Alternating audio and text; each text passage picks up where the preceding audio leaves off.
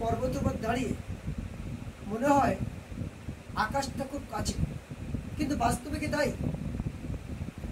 আপনার চারপাশে যাদেরকে আপনি আপন মনে করছেন, আপনার যখন খুব প্রয়োজন পড়বে তখন তাদেরকে আপনি চিনতে পারবেন তারা কতটা আপন।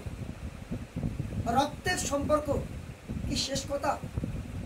তাই যদি হতো তাহলে সৌন্দর্যের পূজারী, প্রেমের পূজারী সম্রাট শাহজাহানকে তার প্রিয় পুত্র ঔরঙ্গজেব তাকে জেলে পচে মারত না।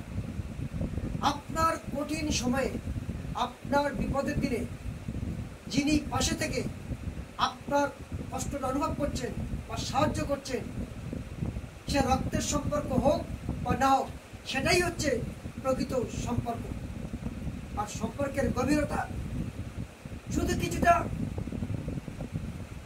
সময় কাটানো বা সুন্দর মুহূর্ত কাটানো বা রোমাঞ্চকর মুহূর্ত উপভোগ করা কি সম্পর্কের গভীরতা নেই?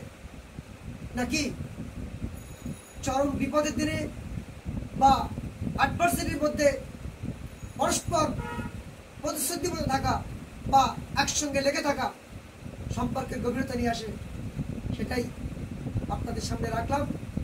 শুধু একটা কথা বলবো, সম্পর্কটা যদি ভাবনায় মিশে থাকে তাহলে ভাঙা মুশকিল, আর সম্পর্কটা যদি স্বার্থে মিশে থাকে তাহলে টেকা মুশকিল।